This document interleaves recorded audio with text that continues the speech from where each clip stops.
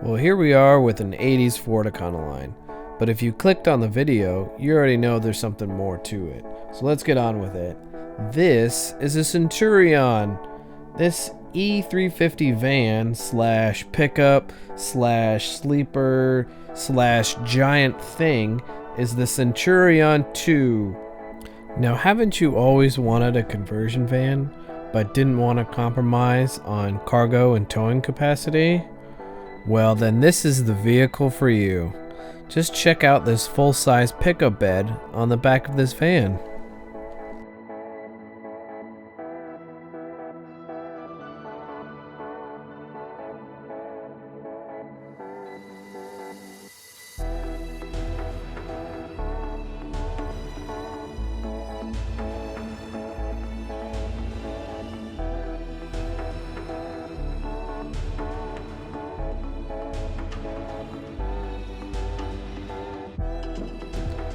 Under the bed features a nice heavy-duty dually axle, perfect for towing and hauling.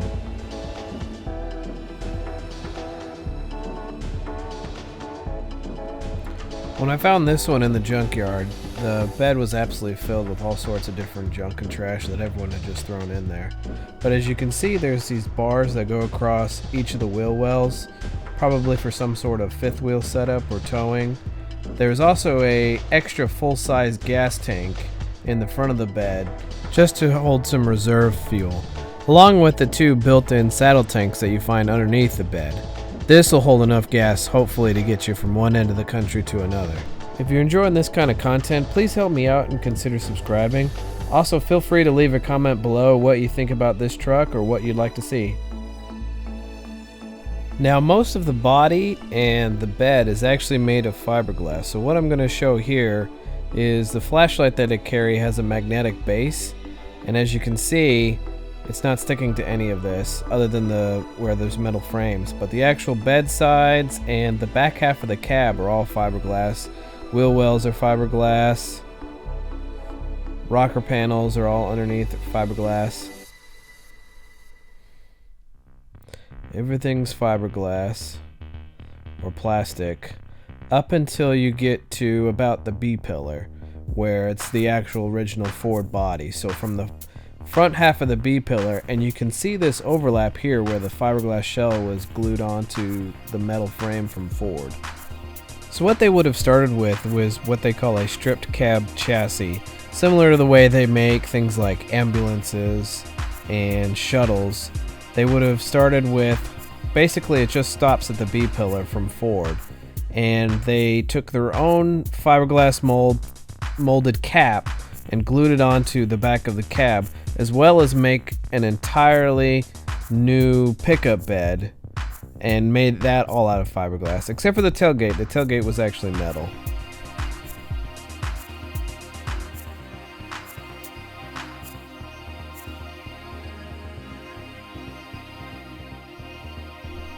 So now we're going to take a look under the hood of this. This beast features the Ford 460 FE engine, or in metric terms, that's a 7.5 liter V8. It's a big torquey engine, and I actually have the same one in my F250. As you see here on this plate here, it has the authorized modification sticker from Ford. I guess they were authorized to modify this and sell it.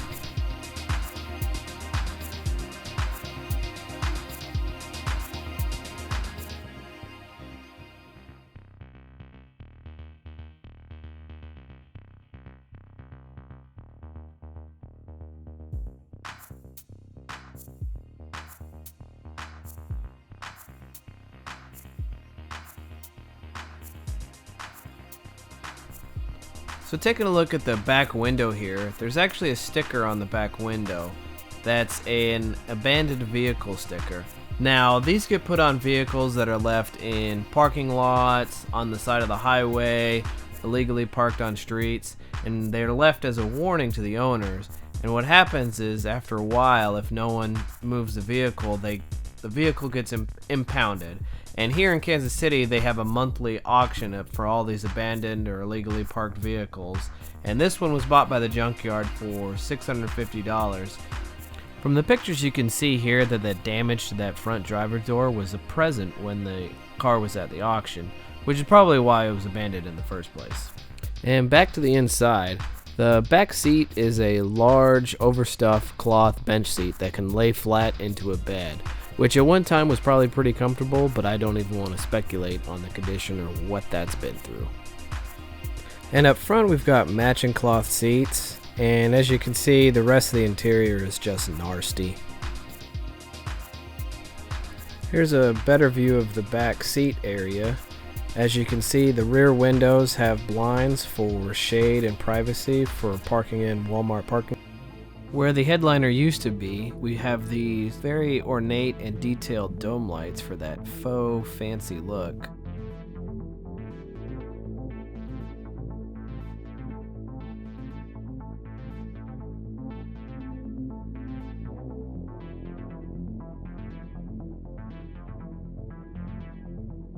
The front dash has the faux wood look that was the staple of the 80s, also has a trailer brake controller, and underneath the doghouse you can see the back end of this Ford 460. It used to have a 4-barrel carburetor, and that's about the only thing that people seem to always pull off of these.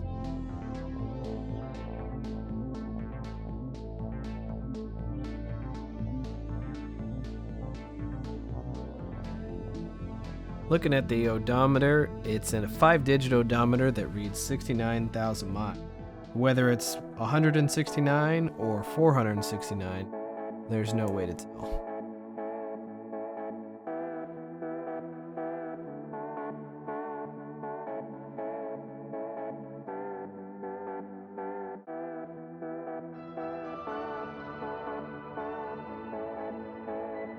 And here we see more of the gross, ruined interior and that stained back seat.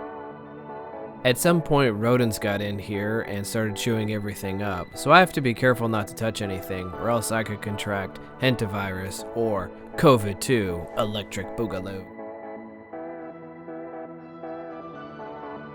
Despite the size of this van and its dash, it actually has no glove box where most vehicles would have it. It's just smooth dash and an air vent.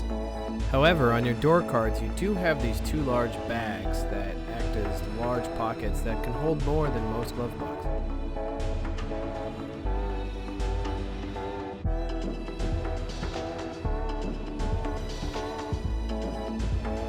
The outside does feature a few little extra touches like this Lando style top, canvas, nice grab handle and extra light.